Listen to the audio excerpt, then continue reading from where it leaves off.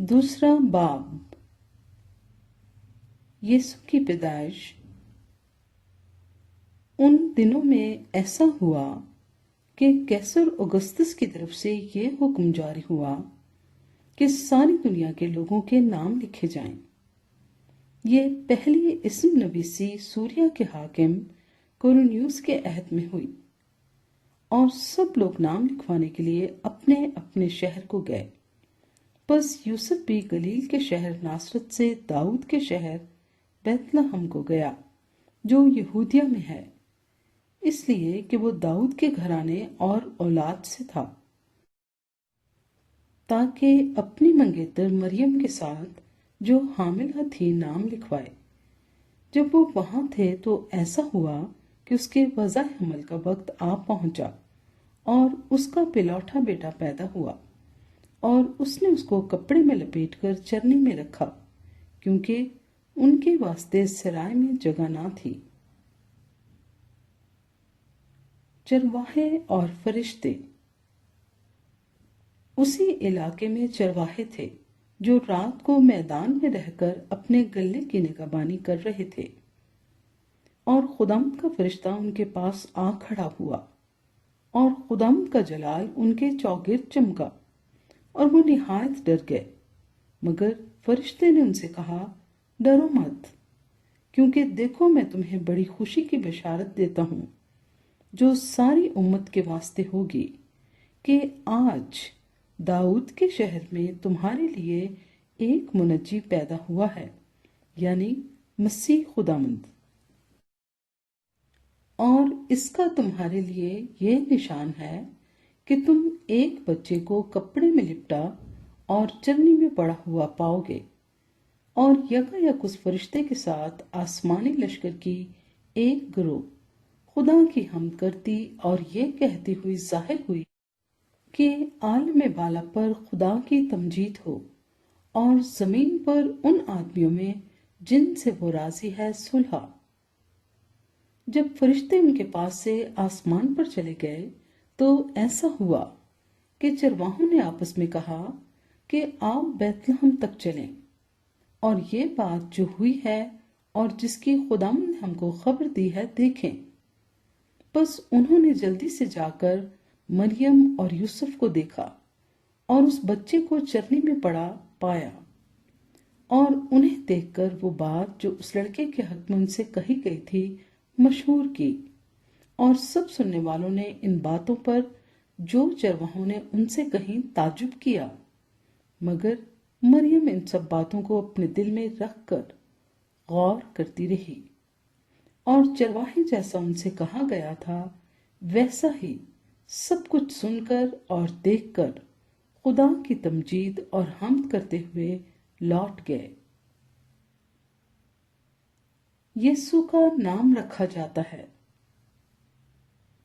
جب 8 دن پورے ہوئے اور اس کے ختنے کا وقت آیا تو اس کا نام یسوع رکھا گیا، جو فرشتے نے اس کے رحم میں پڑنے سے پہلے رکھا تھا۔ یسوع کو ہیکل میں پیش کیا جاتا ہے۔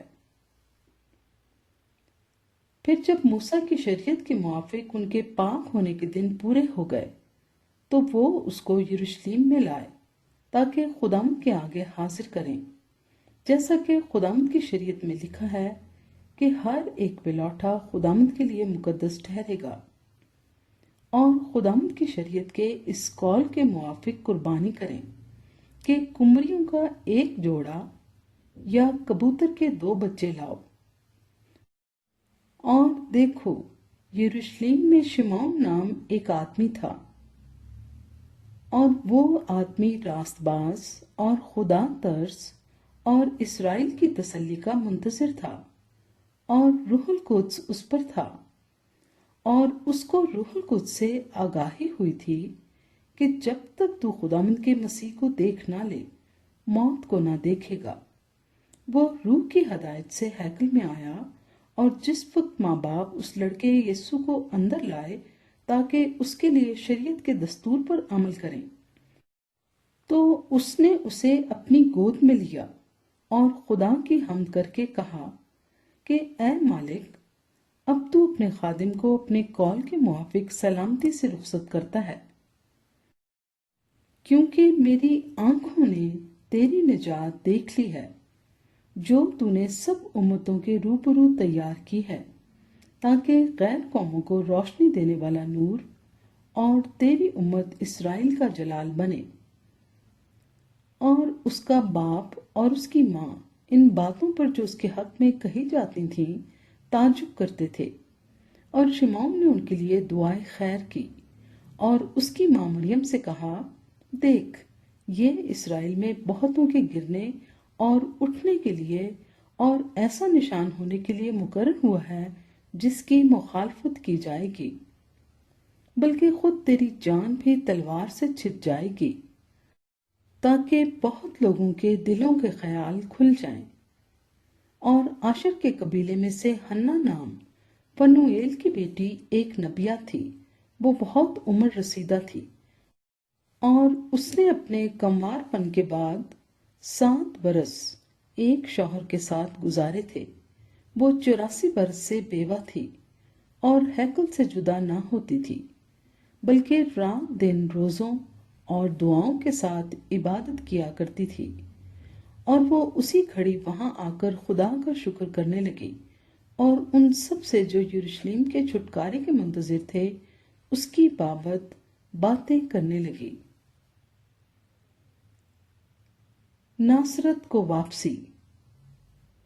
اور جب وہ خداوند کی شریعت کے مطابق سب کچھ کر چکے تو گلیل میں اپنے شہر ناصرت کو پھر گئے، اور وہ لڑکا بڑھتا اور قوت پاتا گیا اور حکمت سے معمور ہوتا گیا، اور خدا کا فضل اس پر تھا۔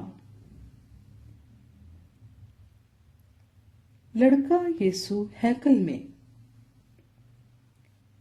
اس کے ماں باپ ہر برس عید فصح پر یروشلم کو جایا کرتے تھے، اور جب وہ 12 برس کا ہوا تو وہ عید کے دستور کے موافق یروشلم کو گئے۔ جب وہ ان دنوں کو پورا کر کے لوٹے تو وہ لڑکا یسوع یروشلم میں رہ گیا، اور اس کے ماں باپ کو خبر نہ ہوئی، مگر یہ سمجھ کر کہ وہ قافلے میں ہے ایک منزل نکل گئے، اور اسے اپنے رشتہ داروں اور جان پہچانوں میں ڈھونڈنے لگے۔ جب نہ ملا تو اسے ڈھونڈتے ہوئے یروشلم تک واپس گئے، اور 3 روز کے بعد ایسا ہوا کہ انہوں نے اسے ہیکل میں استادوں کے بیچ میں بیٹھے ان کی سنتے اور ان سے سوال کرتے ہوئے پایا، اور جتنے اس کی سن رہے تھے اس کی سمجھ اور اس کے جوابوں سے دنگ تھے۔